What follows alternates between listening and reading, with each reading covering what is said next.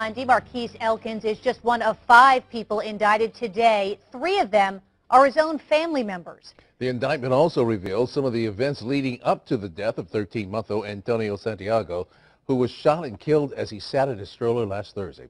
And now we're learning investigators believe the accused teenage shooter tried to rob someone else 10 days earlier outside this Brunswick building.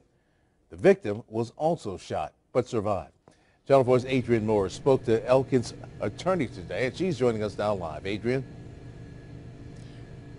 Rob, defense attorney Kevin Goff says his client had nothing to do with that shooting 10 days prior to the shooting death of Antonio Santiago. And he's also telling us tonight that he has requested the medical records of Sherry West, saying that there is reason to question her mental state. But given this lengthy and telling 8-page indictment, there is no question about who's to blame according to a grand jury.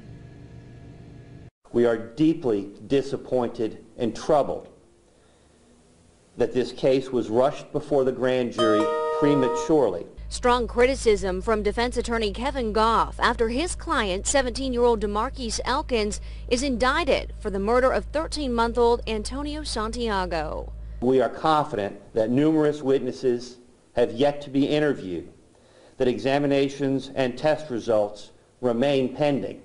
Perhaps the most troubling part of this 8-page indictment are counts 14 and 15, which charge Elkins with the attempted armed robbery and shooting of Wilfredo Calix Flores 10 days prior to the shooting death of Santiago.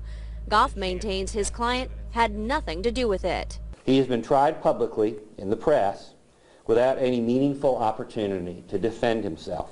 The indictment also charges Elkins' mother, aunt, and sister in the case.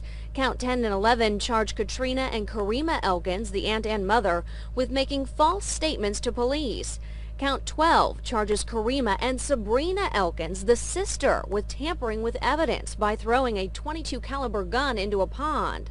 Count 13 also charges Elkins' mother with possession of a firearm by a convicted felon. The location was random and the victim was random, we believe. And that so far, the evidence we have does not lend itself for any gang-related charges. Also named in the indictment, 15-year-old Dominique Lang, who in counts 1 through 8 is charged with first-degree murder, aggravated assault with a deadly weapon by shooting the toddler in the face, cruelty to a child, and assaulting Santiago's mother, Sherry West, by shooting her in the leg, striking her on the head, and attempted armed robbery. With both teens now behind bars, Kevin Goff says he looks forward to proving his client's innocence in court. Marky Elkins is not an animal. He is a human being, and he is entitled to be treated like one. He is presumed innocent and is innocent. And Rob and Jen, we also spoke with Dominique Lang's grandfather earlier this evening. He says that he helped raise the now 15-year-old. He says this last week has been a true test of his family's faith and doesn't believe his grandson is capable of murder.